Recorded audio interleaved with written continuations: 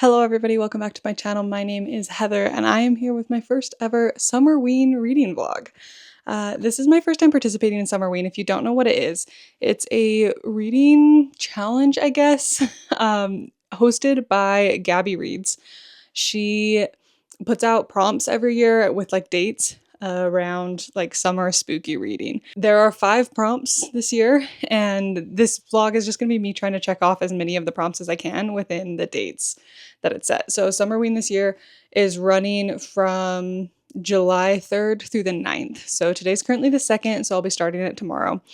But I wanted to go ahead and film an intro because it's the 4th of July weekend, so we're going to be hanging out with family. So wanted this intro done before we head down to hang out with them. I thought I'd start by walking you through the books that I'm planning to read. I will put the announcement up here from Instagram, but the 5 prompts this year are: read a book in the dark or at night, read a thriller or horror book, read a new to you author, read a book with pink on the cover, and then read a book with less than 250 pages. So those are the prompts, and then you can kind of pick the books that fit with the prompts, but also have kind of that like spooky Summerween feel. So I've picked some books. I don't know that I'm going to check off all of them. Mostly the first one of read a book in the dark or at night. It is summer, so it gets dark so late that I don't know that that's going to happen for me. If it happens, it happens, but I'm not like intentionally trying to do that. So I'm going to try and do the other 4 on this list. And honestly, a lot of the books that I've picked kind of work for several of these. So we're just going to dive into the books. For the second prompt, technically, the read a thriller or horror book, and this is the one that I might read at night. We'll see. I have picked The Devil in the Marshalsea by Antonia Hodgson. This might be stretching it a little bit on the like thriller side of things. This might be more of like a mystery, but I wanted to read at least one book on my physical TBR while I was doing this. The rest of them are going to be through Libby, so this is the closest one that I had on my physical TBR. This one is about a guy who ends up in debtor's prison in London. We're in the 1720s. And while he's there, so he sets out to solve the murder or potentially be the next person to die. So it sounds fun. It sounds like a good historical mystery. It is technically a series as well. So if I like this one, there's a couple more to read. I recently read The Raven Scholar by this author, and I thought it was good. So I'm excited to see what she did with more of a historical mystery. And then in addition to that one, this one wasn't something that was originally on my TBR for this video, but I got a Skip the Line loan on Japanese Gothic by Kylie Lee Baker. So I have started this book. When you get a Skip the Line, at least through my library, it only gives you 7 days to finish the book. So I'm really trying to make some progress on this one. I will be finishing it within the time frame, so I guess this one is kind of more accurate to that prompt. But this is about, you're kind of following dual timelines. This one boy in like modern day who thinks he killed his roommate at college but isn't sure, so he goes to live with his dad in Japan. And while he's there in the house, he basically crosses timelines somehow with this girl who used to live in the house, who is the child of a samurai, or I guess she's a samurai. But it's at the end of the Age of the Samurais. They're kind of like the last ones, and she knows at some point they're probably going to die, and so the two of them kind of decide to use each other. I am currently 41% of the way through this book, so I will be trying to finish this pretty quickly. I need to have it done by Tuesday, so that one also is kind of for that prompt, I guess, because I will be reading it even though I wasn't originally planning to have that as part of this video. For read a new to you author, I have picked All the Murmuring Bones by A.G. Slater? I'm not sure. I feel like it's Slater. This one feels like a perfect Summerween book because it's like a dark mermaid fantasy. So it's about this family who has made a deal with the merfolk to essentially make a trade in order to be successful, but they haven't been keeping up their end of the deal for a few years, so their family's kind of fallen into disrepair. And so our main character, Mirren's grandmother, decides that she is going to bring their family back to glory, even if it means trading Mirren to the Mer. It sounds like a good, just dark, spooky time, hopefully, but also a little bit summery because we're in the ocean. And then for read a book with a pink on the cover. This one's still slightly up in the air for me. I have a hold on Of Monsters and Mainframes by Barbara Truelove. This is the one that I'm hoping to read, but I don't know if it's going to come through. I've got like approximately 2 weeks, so I don't know if that's going to come through in this time. This one is like a sci-fi meets Dracula book where you have this spaceship that is like, it's got AI or something. I don't know. It like is a character. And people start dying on the spaceship, and it is up to the spaceship to like get enough evidence that it's Dracula or something like that. It sounds like a great time. It sounds like a perfect, like, fun summer book, but also got some of the spookier elements because we're dealing with Dracula. If that doesn't come through in this time, which I'm not super hopeful that it will, my backup plan, I have a couple options, but I think my main backup plan is going to be Death and Other Occupational Hazards by Veronica DePunt? Not really sure how to say that one. I would prefer Of Monsters and Mainframes because it feels a little more fitting, but that's my backup plan if not. And I will read both of these books at some point. It just doesn't matter which one ends up happening during Summerween. And then for the final prompt, the less than 250 pages, I decided to go with a bit of a classic short story. This is The Yellow Wallpaper by Charlotte Perkins Gilman. And this one's a little bit of like a psychic or like a psychological thing, I think. And you're basically following this woman as she descends into madness. And it's super short, so I think it's going to be a good time. But that is my TBR.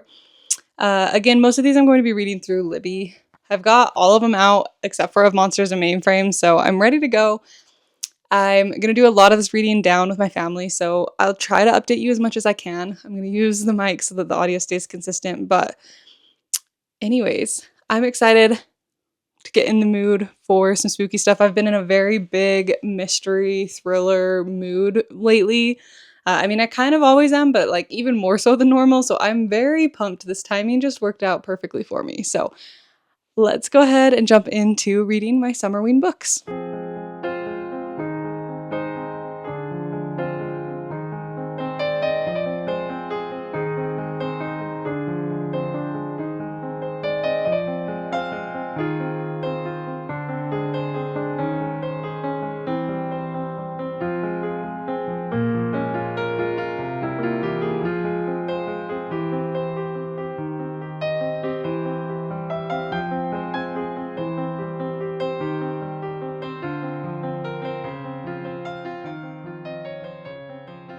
All right, I thought it was time to update you. I finished a couple books and I'm making good progress on another one, so we're well overdue for an update at this point. But first off, I did decide to start with The Yellow Wallpaper. This one is a little hard to figure out how to rate because it's so short, like it's 30 pages. And that being said, for 30 pages, I think it's really impressive the amount of dread that the author is able to build up, again, with just so little to work with. I think it is a little unsatisfying just because it is so short and there's not really time to like super deep dive into exactly what's going on. But for the most part, I do think it was a good read. It was enjoyable, and if you're wanting something that you can just finish in one sitting, that gives you a little bit of that like spooky, unsettling feeling, Yellow Wallpaper is a good pick. And then the other one that I finished was Japanese Gothic. Again, I listened to this as an audiobook. This one was really good. I think it is so close to being a 5-star for me, but I didn't love how it ended. It's one of those books that kind of leaves it up to you to figure out exactly what you think happened, and I don't love that. I don't know, it's not so open-ended where it just like cuts off, but I feel like it's up to you to kind of piece things together quite a bit instead of the author telling you exactly how everything fits together and what like happens to the characters moving forward, or if anything. This might be a little bit of a spoiler, so if you don't want any kind of spoilers, then skip ahead. But I do feel like this was just a little bit similar to the ending of Hadestown, if you've seen that show. And I won't dive into it more than that, but yeah, they just had a little bit of a similar feel to me in that, like, I feel like it's very up for interpretation on how you want to choose to see that story. But I do think that the reason I'm so upset about not having a more solid ending is because I was very connected to these characters. I think they are so incredibly well written, and I, more than characters in any other book I've read recently, I wanted a happy ending for these characters so bad. But this is a horror book. It's not it's not a guaranteed happy ending for sure.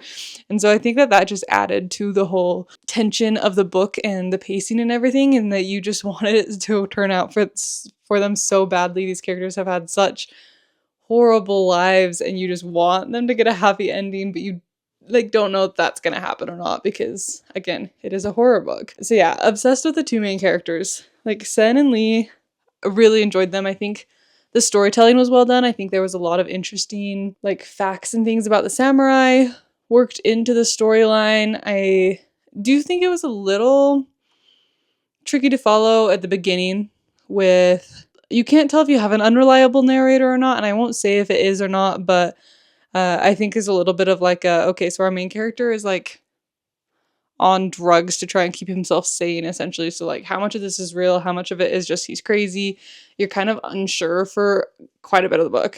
So but yeah, overall really really enjoyed. I don't think that as far as it being like a horror book, I think there was less like, I don't know, it wasn't scary so much as a lot of like very realistic terrible things that could happen to people. Lots of very abusive parenting. Yeah, that's kind of one of the big things. Like a lot of horrors about like parents and people who are in a position of power in your life, and a lot of stuff like that, less like serial killer type thing, if that makes sense. But really, really good. Definitely will look into the author's other books because I know they have a few more. But yes, really enjoyed Japanese Gothic. Would highly recommend. If you are okay with a book that doesn't necessarily have a happy ending. But I don't know. You decide. That's the problem. It's a you decide ending. So I don't know. And then I have started working on All the Murmuring Bones. I am 64% of the way through the book. I'm on page 215. And this book has definitely not gone where I thought it was going to based off of the like description of the book. It is, I don't know if it's a spoiler or not to say where it went, but it definitely has taken a turn that I did not anticipate. I think the biggest thing, and up until about the 50% point in this book, it very much so, I kept getting blindsided by the magic. Like, I know this is a fantasy book, but so much of the plot and so much of what was happening was just very real world that you couldn't tell if the magic was actually real or not. Like, if this is just like fairy tales that are being told to scare this kid, or if they're like real things that are happening that her grandparents are warning her about. Like, that part felt a little unclear, but by the 50% of the mark, I feel like it's gotten to the point where enough magical things are happening that you're like, okay, we're like really in a fantasy world and we can like move forward. And I've stopped feeling blindsided by the magic every time. So I think that is really my only complaint so far, is that I do feel like the magic was just not like fully integrated into the story until decently far through the book. But I am having a good time. The plot is interesting. I do feel like it's got definitely that like gothic feel to it, even though there's not like a lot of necessarily spooky things happening, but it's definitely like the magical creatures are very malicious for sure. Like, there's no fun, happy magical creatures. They're all like the spooky, intense Irish magical creatures, and those are some of my favorite. I think that Irish folklore is so fascinating because the fae and all of their magical creatures tend to be very malicious, and it's just like in their nature, and it's not like they chose to be mean. It just, that is just the way they are, and I think that that's a very interesting setting for your fantasy creatures. So I don't know, I'm interested to see where this goes. It feels like a book that's maybe not going to follow a lot of tropes, which I really appreciate. I feel like there's been so many fantasy books that I found on the internet lately that just really follow tropes so heavily that you can kind of see where it's going, but I have no idea where this book is going. It has surprised me several times, and I'm appreciating that. So I'm probably going to finish this book today, and then we'll get started on our next one. I still have not gotten my hold through for Of Monsters and Mainframes, so I do think I'm going to end up switching over to Death and Other Occupational Hazards, and we'll talk about that one later.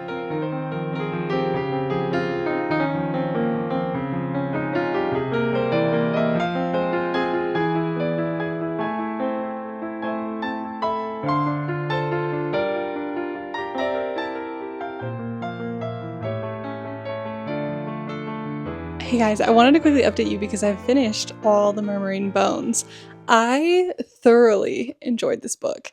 Uh, Again, I already talked about my complaints about the magic at the beginning of the book, but I think really once we hit our stride in the 50% point of the book, I had a great time. I feel like there was a lot of characters that got rotated through in this book, which was a little bit disappointing, I guess, in that there were some characters that I wish we would have seen a lot more from.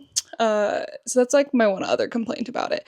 But overall, I had a very good time. I loved the atmosphere of it, and I did do some looking at this author's backlist, and it looks like there are other books, not only by this author, but also in this world. So she has like a collection of short stories, and I think one other novel that are also set in this world. So definitely excited to continue reading some books by this author. I will for sure try and pick some more up as we get into like actual spooky season, but just in general. Really enjoyed it. Very great atmosphere that she builds, very fun way that she implements the magic. I thought the ending was very satisfying. This is definitely not a book that is going to just follow tropes, and I really appreciated that. It does have some parts that get pretty dark, and it was just so good. I did really like our main character. I thought she was a fun one to follow. And when you get further into the book, if you read this, Jedediah, I really enjoyed. Also, there was a couple things just, I don't know that this is a big deal to anyone else, but I definitely don't like spice in my books. And there was a few scenes at the beginning that made me a little nervous that we were going to get to the point where this book got spicy, but it didn't. It stays relatively closed door. So really appreciated that about it. It like brings things up, but it's not like overly explicit. So I was very thrilled that we didn't end up getting super spicy with this book because I was nervous that was going to happen. But it does stay closed door. So overall, just a very great time. A new author that I'm excited to explore their whole backlist. And yeah, it was just good. If you haven't tried All the Murmuring Bones, highly recommend. I'm having a great time so far with my reading in this video. So this was just what I needed. I've been feeling a little slumpy for the last few months, and I feel like this was definitely what I needed to get me out of my rut.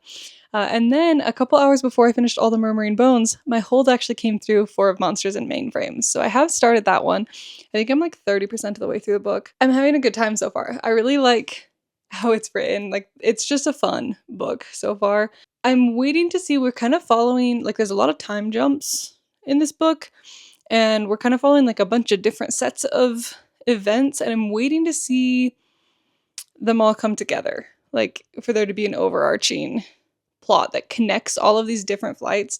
Basically, so like the premise is that all like the ship goes to land and all the passengers are dead and it registers that it's Dracula.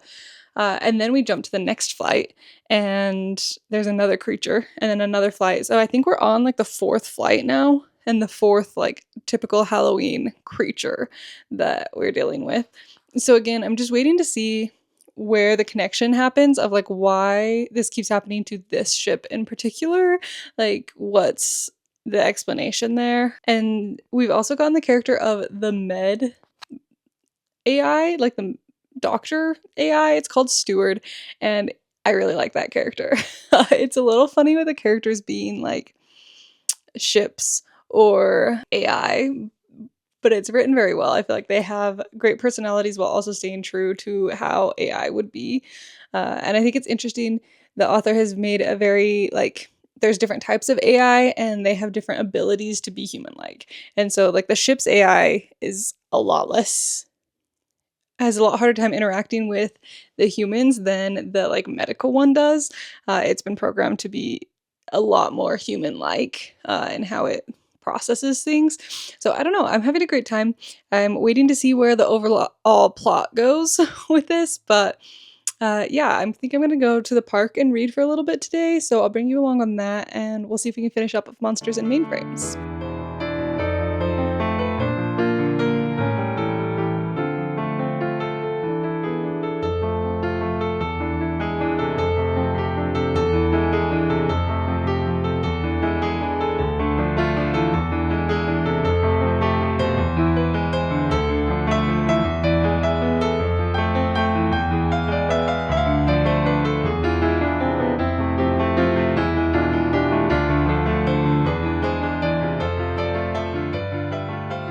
I'm here for One more update before we get to the end of the video. It is currently the 9th, which means we are on the last official day of Summerween.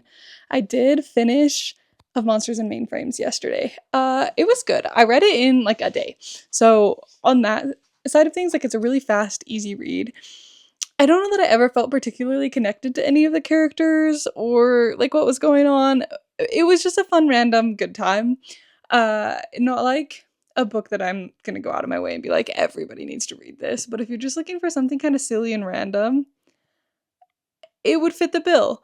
I don't really know that I have much else to say than what I said at the beginning. Definitely so many random characters that got involved. I feel like there was a lot of explanations of things that never quite got explained. Like, it never does explain why every single one of these things happened on this specific ship. Like, I was waiting for them to be some like larger conspiracy, but there wasn't. So this truly is just like a lighthearted, funny time. Don't expect anything like wildly insane out of it. I think my favorite character was Frank, and him just sitting there like having a panic attack half the time was like the funniest part to me. He was just a really funny character. Of Monsters and Mainframes. It was a good time. I don't know that I loved it as much as I was hoping I would, but it was good. And then I have started my one physical book for this video of The Devil in the Marshalsea. I'm currently 62 pages into this, so I'm gonna see if I can finish this today, where we are technically at the end of Summerween, and I'd like to get my video up tomorrow, so we'll see. Hopefully I can make some good progress in this and finish it tonight, but so far so good. The premise is fine. I've gotten to the point where he's ended up in debtor's prison, and he's just kind of getting the lay of the land in the prison, trying to figure out kind of how things run there. Lots of questions definitely going on. There's been some very suspicious things, more than just him like being out of money and ending up in debtor's prison. There's obviously something larger going on. So I am interested to see what's happening. This book's a little crude. And there is an author's note at the beginning of the book about it, which was interesting. From the author's note, like the goal was to make this as historically accurate as possible. And from what we know about the people who end up in debtor's prison, they obviously were not, they were kind of a rough crowd. So it's like a supposed to be historically accurate form of writing, but it is a little bit rough to read. So I don't know. Every single woman who showed up has been like objectified so hardcore, which is probably accurate, but it is a little painful. Not my personal cup of tea. So we'll see. Hopefully the plot picks up and it kind of like makes up for all of that like type of writing. I don't love our main character because he kind of is just like a terrible guy so far. He's yet to show any redeeming qualities. So we'll see. Maybe as we get going on in the story, he'll like redeem himself a little bit, but so far he's not my favorite. So we'll see how I like it. I will say I have read The Raven Scholar by this author very recently, and I also was not super impressed with her characters until like at least halfway through the book, but that book is really long, so we'll see. I think maybe she's just the kind of person that, or the kind of author that it takes me a while to really connect with her characters. And The Raven Scholar, that felt pretty intentional. Like, I think you were supposed to not really like some of the characters for a while, so we'll see. Maybe that is also somewhat intentional. Maybe it's just partially trying to be historically accurate to the type of people that would end up in debtor's prison. I don't know. I'm hoping the plot will kind of save this one for me. So I'm going to go finish Devil in the Marshalsea, and I will update you when I'm done, probably tomorrow, and Summerween is over.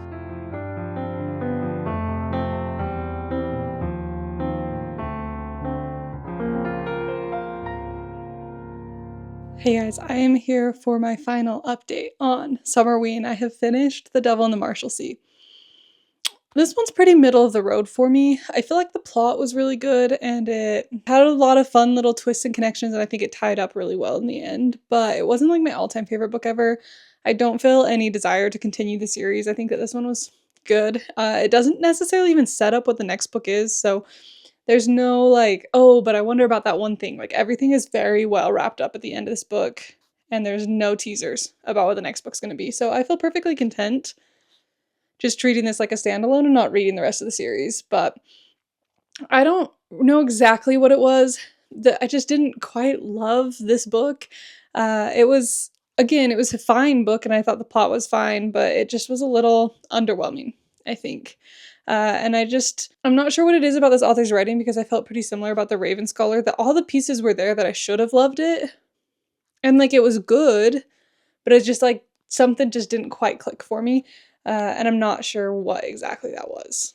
So I don't know. I will definitely be continuing the Raven Scholar series, but overall, I don't think this author is like a new go-to author for me. Just something about me and this author don't quite jive. And I can't put my finger on it. But that is the end of Summerween. It is now the 10th, so Summerween is technically officially over. I had a very good time with this. I was very much so in the mood for some mystery thriller books, and so this was perfect timing. I feel like I got through so many books this week, way more than I normally do, so feeling pretty good about that, trying to see if I can keep that momentum going into the rest of the month. But let me know what books you've been reading, what spooky books you like. I'm trying to put together my like October spooky books TBR, which I know sounds really insane that I'm doing that now, but I feel like it takes me a minute to research, and I feel like I've read a lot of the spooky books that people like typically recommend. And so I'm kind of now having to dig deep to find some stuff that kind of fits the vibe that I want. I have a pretty specific type of book that I like to read around Halloween. It's really hard to explain. So if you have any good spooky book recommendations, specifically ones that have like your classic Halloween creatures in them, please leave them down below. I would love some recommendations. I also, like if any of them are going to have a really long wait on Libby, I probably need to get those on my holds list now because sometimes books have truly like months that you have to wait. So if I am going to try and get any of them through Libby, I'm going to need to get on that pretty soon probably. So let me know what spooky book recommendations you have for me. If you did Summerween, let me know what you read. And I'm going to go ahead and end it here. So thank you so much for watching. I hope you enjoyed, and I will see you in the next one very soon. Bye.